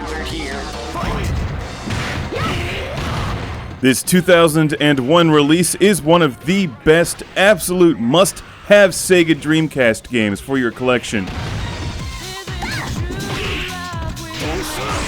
The only problem is that it wasn't released to the West. Capcom vs. SNK 2 was exclusively Japanese. And this is the Japanese version, being played on a Japanese Sega Dreamcast.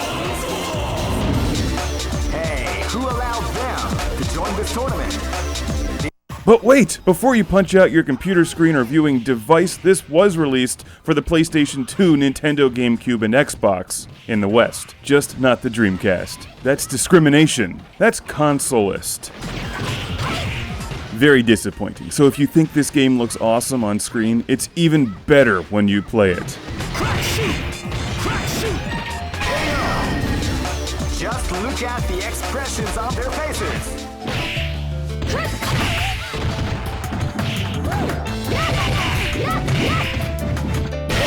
Combining the best of Capcom with SNK with excellent controls, visuals, and audio is like mixing Happy Hour with perfection. When Mai, Chun-Li, and Cammy are buying you the drinks, unless you're into the dudes, in which case you get Blanca, Zangief, and that dude from SNK that looks like toxic waste spilled on him.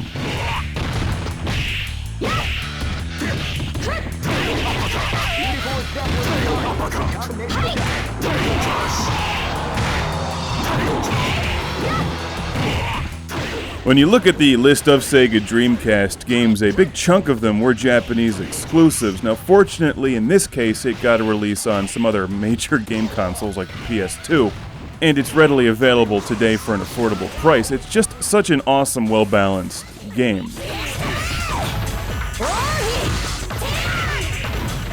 2001 was at the, well, very tail end of the Dreamcast's extremely short lifespan.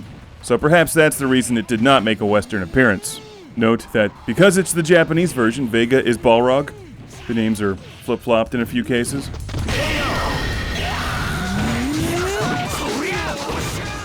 Gorgeous creative background designs. Everything about this game screams awesome.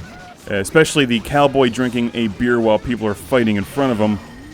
Where can I get an animatronic statue like that?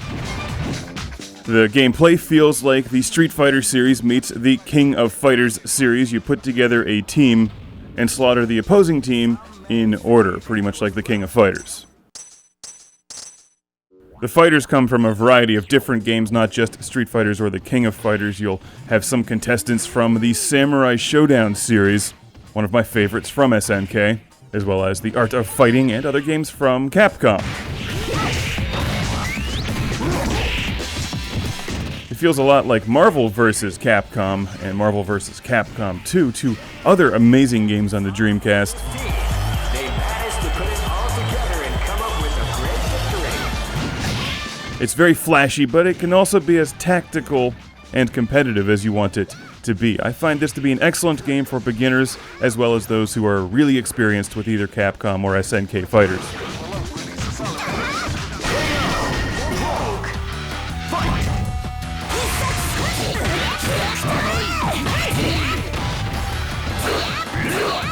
It's just endlessly enjoyable with a ton of customization options and an enormous roster of fighters, all with their own thing going on. So you're bound to find a couple that you really enjoy, and this may be a great starting point for either the Capcom or SNK fighting games.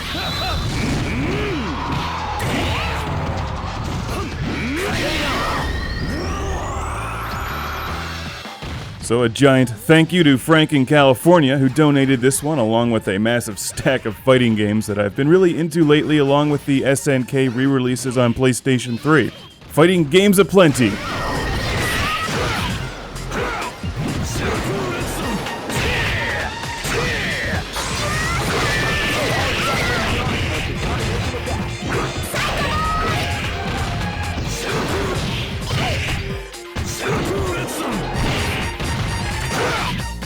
While this particular fight isn't that exciting, I find myself during editing here just staring at the background now that I have a chance to do so. What exactly is going on back there? Oh, and there's nothing more hardcore than windmills. Do you think Cammy ever gets cold? It doesn't matter. It's Capcom vs. SNK 2 for the Dreamcast.